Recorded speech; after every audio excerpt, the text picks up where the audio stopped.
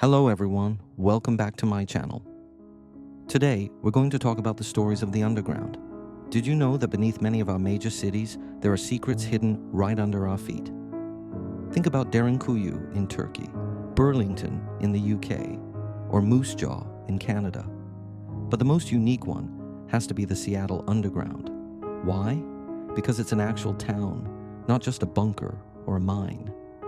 If you're standing in the old district of Pioneer Square today, you're surrounded by modern streets and heavy traffic.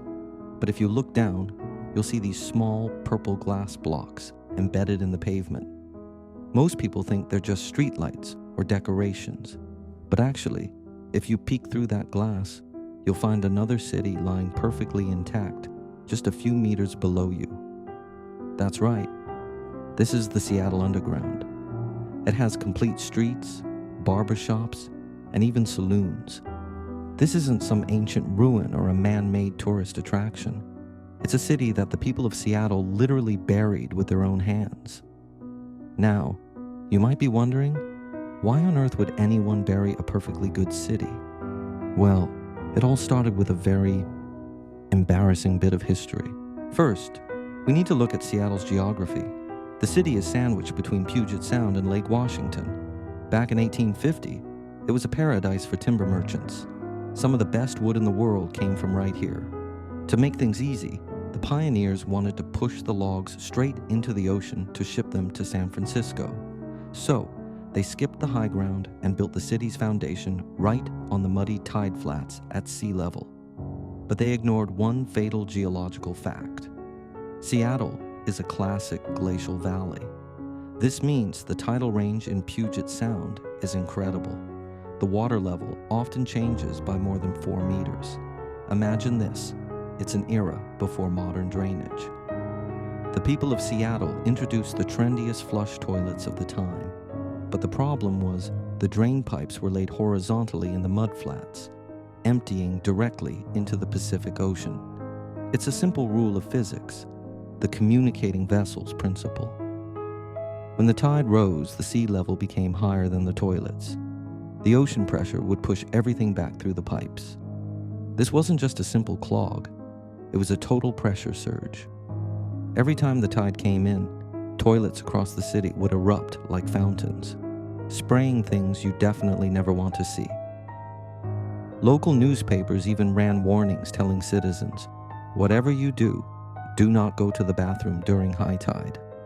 Back then, whether or not you could use the restroom depended entirely on the mood of the ocean. While everyone was being driven crazy by their toilets, a massive turning point arrived on June 6, 1889. That afternoon, a carpenter named James was heating some glue when he accidentally knocked over the pot. The floor was covered in wood shavings, and the fire went out of control instantly. To make things worse, the water pressure for the fire hydrants was too low. Firefighters could only watch as the entire business district turned to ash. Since most buildings back then were made of wood, the fire raged for 12 hours, destroying 31 major blocks and causing $20 million in damages. You'd think this was a total disaster, right? But strangely, as the people of Seattle looked at the ruins, their first reaction was, actually, this is great. Why? Because the fire gave them a chance to completely reinvent the city. They decided that since the ground was too low, they wouldn't even bother fixing it. They would just build a new city right on top of the ruins. This started the most brute force construction project in human history. The government ordered all new streets to be raised. They built massive stone walls several stories high and filled them with millions of tons of dirt brought down from the hills. Some areas were raised by 3 meters, and some steep slopes were raised by 10 meters. That's 3 stories high. But here's the craziest part. The government only built the roads, not the buildings.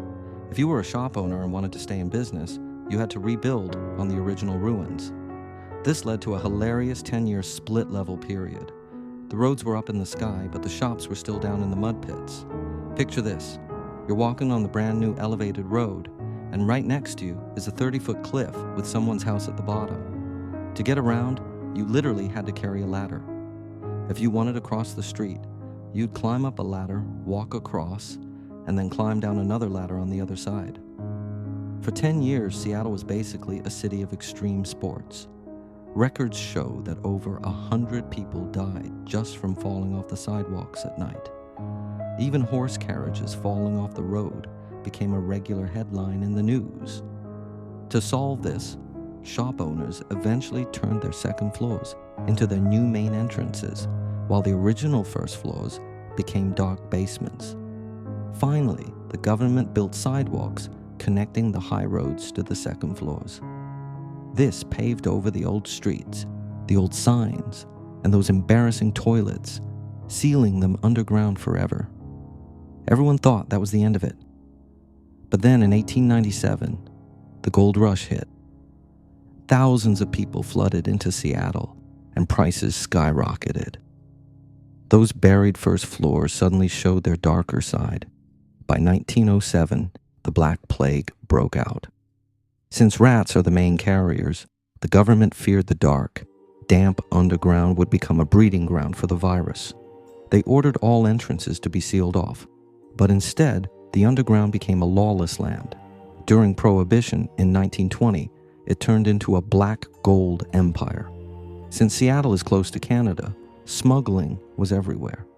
Countless secret passages were dug to connect the docks to the saloons. It's estimated there were about 300 secret bars and opium dens down there. While police patrolled the surface, the party was roaring underground. There was even a whole survival system down there, people collecting protection money and managing smuggling routes. Even government officials would slip into these secret entrances at night. It was truly Seattle's shadow empire. There are even rumors that deep beneath some old houses, there are vaults filled with original 19th century gold coins that have never been opened. This shadow empire lasted for decades until it was slowly abandoned after World War II due to aging structures. Then, in 1964, a historian named Bill Speidel arrived. He believed Seattle's most precious history was buried underground. He fought for access and finally reopened those doors that had been sealed for decades. When Bill pushed open a creaky wooden door with his flashlight, he was stunned. It was like time had been paused in 1907. There were moldy towels still draped over barbershop chairs, medicine bottles still on the shelves, and even half-finished glasses of whiskey left on the bar counters. Because the temperature is constant and there's no sunlight, everything was perfectly preserved. The posters on the walls were still clear, showing advertisements from the late 19th century. Bill realized this wasn't just a ruin, it was the true soul of Seattle. As we go back to the streets of Seattle in 2026, that chaotic, funny, and resilient history hasn't disappeared. It's lying quietly in the soil beneath your feet, those purple glass blocks. They were skylights built by architects back then to let a little light into the dark underground. Over a century, the manganese in the glass turned it into that mysterious purple color after being exposed to UV rays.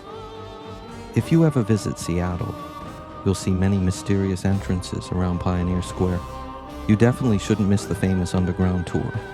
When you walk down those rusty stairs, touch a red brick from the 19th century, and see the faint purple light from the skylights above, you'll truly understand how hardcore and how absurd humans can be to survive. The Seattle Underground tells us one thing. Sometimes, to grow upward, we have to bury a messy past. But the past never truly leaves. It becomes the foundation that supports us as we walk toward the future. Alright, that's it for today's video. Thanks for watching, and I'll see you in the next one.